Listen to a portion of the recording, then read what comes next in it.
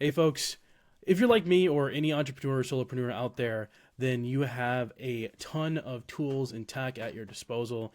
And there are so many different things that are vying for your attention that you could choose and add to your tech stack. But, which software do you pick?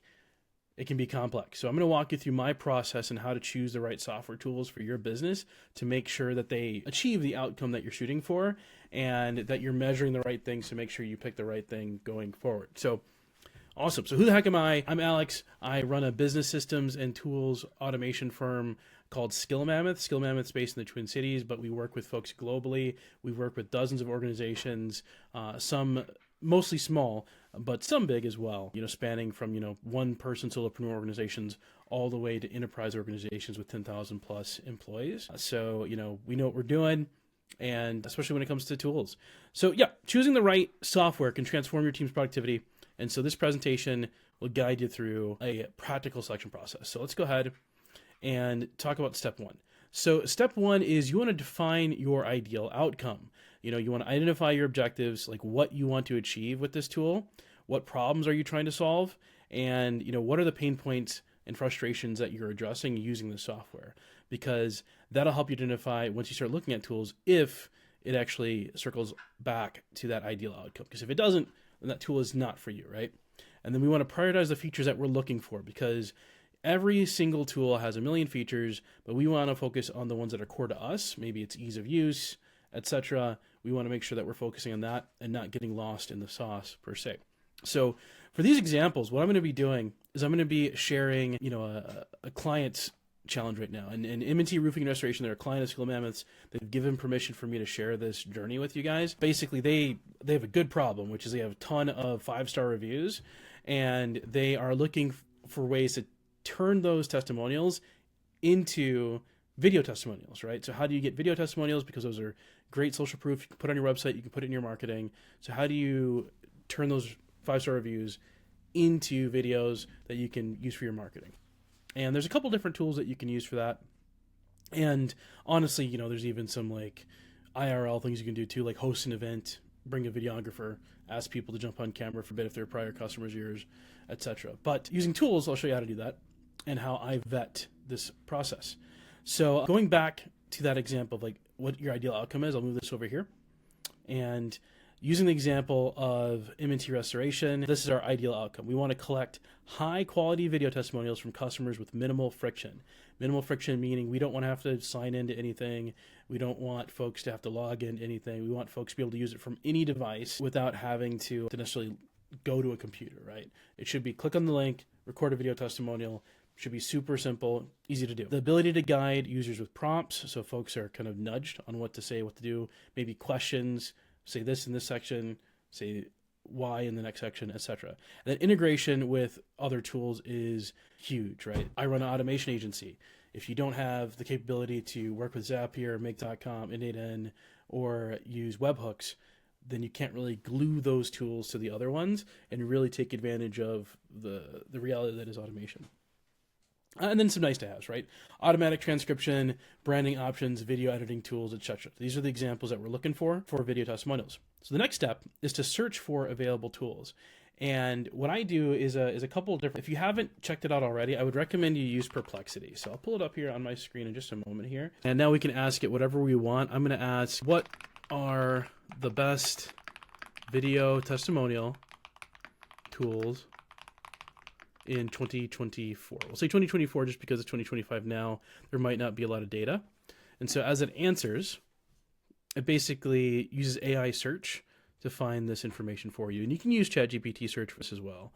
But as we look here, we have a couple options here. I actually haven't heard of Simple Testimonial before, but I have heard of FameWall, Story Prompt, Boast, and Vocal Video. So we're going to go ahead and add that. And what's really nice about Perplexity is it has the sources here. You can click on it and look at that.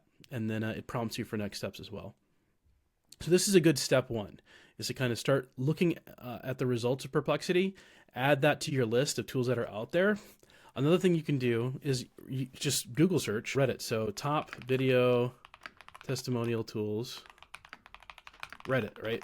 Just append Reddit to the end there. and we can go ahead and take a look at anything that pops up. So we've been using Video Ask, which is another great tool, by the way. It's probably the biggest one. It's not 100% just for video testimonials. It's used for other things, but it's made by Typeform, so it's a good one to call out here. Just kind of read through here, see if there's anything. I'm not really clicking in on anything. Just trying to see, if there's anything bolded here that I might be able to call out. It's nothing huge. I think Video Ask is the big one that I'm going to add to my list. Okay, so we've used that for research. And then the next step is, once you have your list, just watch a few YouTube videos and take notes on the tools that stand out. Now you can go to most of these websites and they have, obviously on what you can see about the tools. So you can, let's say we go back to Google here and we go to story prompts, right? Story prompt was one of those that popped up. We can go to the website and you can see a whole bunch of different examples of what they're doing. You can kind of see what that video would look like if it was published. You can click on examples to see what it looks like. I can type in, let's say, what was another one? FameWall. So we can go to FameWall. This is their blog. I guess I must have looked at them when I was researching them earlier. But if you click on it, then I can scroll down and kind of see what it might look like. This one has a little interactive thing that shows us what the UI might look like if I were to log in. Gonna skip that for now. And then Typeform too, Video Ask, I should say, by Typeform. So we're gonna go ahead, pull that up, and take a look here. And Video Ask has got the biggest user base, so it's gonna look probably the fanciest here. But you can kind of see the different examples of what that might look like. This one even looks like an embeddable chat bubble for your website. Cool. So you guys get the idea. That's how you wanna just get a look and feel, because sometimes it might just be how you use it or like your general user preferences that might shape which tool you end up choosing. Awesome. So that's that first step, is we kind of search for available tools. Another thing that we want to do is read user feedback. So there's a couple different places that you can go to, Trustpilot, G2, all these websites help. So you can do story prompt reviews, for example, and we search that, and then we got a SMB guide. G2's there, with the 4.1. I don't see any Trustpilot here, so they must not be on Trustpilot. But and I could type in Video Ask reviews, right? And kind of start to see Video Ask is a 4.7 on Capterra, which is huge. That's really maybe Boast.io, which is the other one. I don't see anything here, which is not the greatest. Nothing immediate. The reason I'm not doing a deep dive is because is on purpose, right? Because we want the software that we choose to be big enough to where you can find and search and find it pretty instantly using Google. A couple of reasons behind that. If it has enough users, you will be able to find out anything if you ever get stuck because somebody's written about it in the past. There's probably a forum, there's probably a post of somebody trying to do the exact same thing that you're trying to do with the tool. So if they have a huge user base, that helps you use it. So that's why I'm not deep diving, because I don't necessarily want to use a tool that I need to deep dive on because I might get stuck a little bit easier. Another reason is because we want to make sure that the tool lasts long. We don't want to invest a lot of time, effort, money into software that might go out of business in a couple months just because it's not getting the traction. So though I see some stuff from Boast here, I don't see a lot of reviews. We're going to go check FameWall here. Take a look. And so we have some stuff over here, some different reviews over here on the right. And then Product Hunt has 10 reviews. Really good there. And then Trustpilot, there we go. Just one on Trustpilot. It's not the most, but Product Hunt, that's a very good user base that typically knows their tools. So for it to have 5 stars there, that is pretty impressive. Awesome. So you can do some research to find user reviews and then watch video reviews, like I said, as well. And depending on the tool that you're using, you might not find video reviews because it's such a niche product, but lots of big ones, like if you're choosing a CRM, for example, you're going to be able to find video reviews and testimonials that way as well.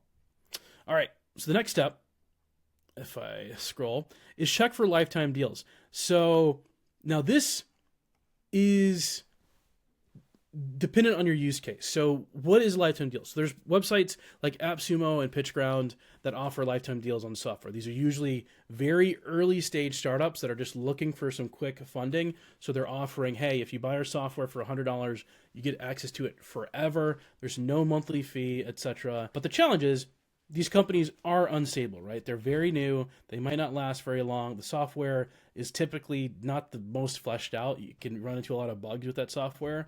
So keep that in mind. It's high risk, high reward, but it's still good to kind of check that out to see if there's any lifetime deals. I'm going to go ahead and skip this step for now just because I know my client is not really interested in lifetime deals, but I am highlighting this to you today because this is something if you're very, very early and you don't have any funding and you're just trying to get some tools in your tech stack without having to spend a lot of money, lifetime deals can be great. So you can go to AppSumo, check that out, see what they have there. Just know that there may be risks just because these are very early stage companies and they may be unstable. So think about that. Okay, next is to build a comparison matrix. So we're going to go ahead and write our tool names in the leftmost column. We're going to try to find out the user count, try to figure out what integrations it has, whether it's APIs, using like Zapier, Make.com, N8N, webhooks, those kind of things. And sometimes if they're paywalled, we want to write down if they're paywalled. And then, of course, we want to compare if they have the features that we're looking for. So that's our next step. I'll show you an example that I put together for the tools that we're looking for as an organization. So this is what it could look like. And by the way, I'm going to share these resources in the YouTube description here. But, you want to build a comparison matrix, and it looks like this. Like I said, tool A, tool B, tool C, etc. And then your user count, etc. And then the pricing at the very end. To try and find user count, sometimes, depending on the product, they might have a user count listed on the About page. If they're huge enough, if they're a big enough organization like VideoAsk, that might be publicly available information because they might be publicly traded. Because Typeform. Although I'm not sure if Typeform is publicly traded. I just know it's a massive company. All right, so this is what that could look like once you're done. So this is one that I did with those ones that we're looking at. So I got Boast, Story Prompt, VideoAsk, and FameWall were the ones that I chose for this. There's a million others, but these were the big ones that kind of came to mind. And as I was looking at the user count, I wasn't able to find FameWalls, but I did find that VideoAsk obviously has over 10,000 folks subscribed. Story Prompt is 200 to 2,000, and Boast has 8,000 plus. Although I'm not sure if that's accurate, just based on the way that they're posting and how often the website is updated. It doesn't seem like they have that type of funding, but that just could be me on the outside looking in.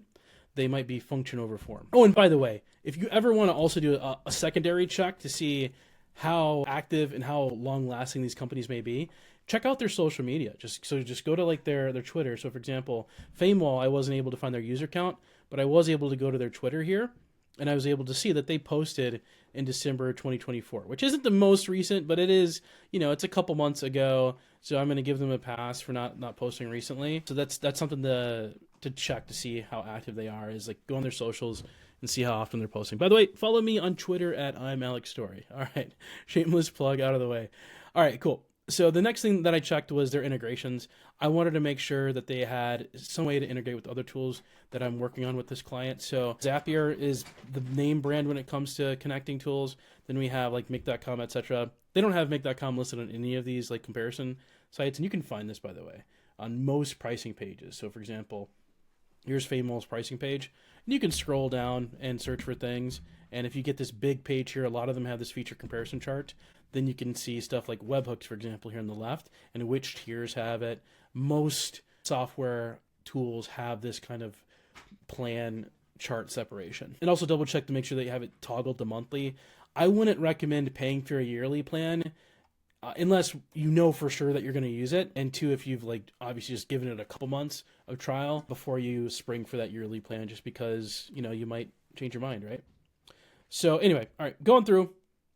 We have our integrations. Story Prompt has Zapier only with $99 a month plan, and they only have webhooks with a $200 a month plan. So that's ruling it out, I think. I'll offer it to my client as an option, but it's a pretty pricey price point. They do have a starter plan at $49 a month, but the person in here would have to do a lot of manual work, downloading the videos, prompting folks to take surveys, that kind of stuff, where we could automate it, using some other tools. Boast has everything that we need. It does have a low monthly limit of video submissions at 50, but it has a $59 a month price point for that, and only has Zapier integrations. VideoAsk, which is the big one, has Zapier and webhooks. It does have custom branding with the $49 a month plan, and it has 200 minutes. So they bill by minute. They don't bill by the number of video submissions, which can be good. Like if you have somebody who's making like a 30-minute video, hey, that might be super valuable, this big long case study, versus like these 52-minute videos, right? So that's an interesting one. But let's say if we were to split it up into 2-minute videos, that's 100 2-minute videos with that 200-minute a month limit. So that's really good compared to the other ones. $49 a month, good pricing. And considering that how huge it is, I think it might be probably winning currently. The last one is FameWall that I compared. It does have webhook and Zapier integrations at its lowest plans, which is nice, which is good. It does have custom branding, including custom domains, by the way, which means we could make like a, I don't know, like testimonials.mntrestoration.com, for example. It does have downloadable videos. They all have downloadable videos. That was a non-negotiable for when I was searching these tools, because we want to be able to download videos and repurpose them for socials and other things like loading it on our website. And one amazing thing about FameWall is the unlimited amount of video submissions at their $29 a month plan, which is huge, right? Especially for this kickoff that M&T is doing, where they're just going to talk to every single one of their previous clients and just ask them for those video testimonials. You don't want to run into a limit early on. Going forward, they're probably only putting up like, 10, 20 roofs a month. So they can probably go to a lower plan at that point. But for this first kickoff, that unlimited is pretty good, especially at the price point compared to the others. All right, anyway, so that you want to build a comparison matrix and kind of consider these things when you're choosing. The next step is trial and test. So before committing, trial the tool. If they have a free plan, try out the free plan. And there's a little bit of a trick to this. Make sure you have the time to try out the free plan first, because sometimes people hit that free trial and they're like, okay, I'll get to it later, and they never get a chance to use it before that time runs out.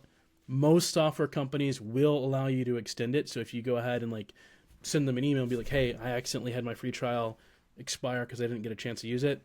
Can I get it renewed? Sometimes they'll do that, but to save yourself the headache, don't start that free trial until you know you have time to actually use the tool. And then a demo too. Sometimes people paywall it, where you have to talk to a salesperson to see the demo. It can be a little painful, but schedule that demo or just try to find YouTube videos with that demonstration. And then test how it fits your workflow. Check customer support responsiveness. Just open up a chat, open up an email. Even if you don't have anything wrong, just go ahead and see how long it takes for you to get a reply in customer support, because that can be a huge difference on, especially with the ones with smaller user bases, because you're really dependent on them to help you out, the customer support team, instead of the community if they don't have a massive user base. So just test that out, see how long they take to respond. If it's like a multiple day thing, I probably wouldn't choose them. I'd recommend somebody who at least has like a one day email SLA. And then also, this gives you a chance to check for any hidden fees or add-ons that aren't clear at sign up.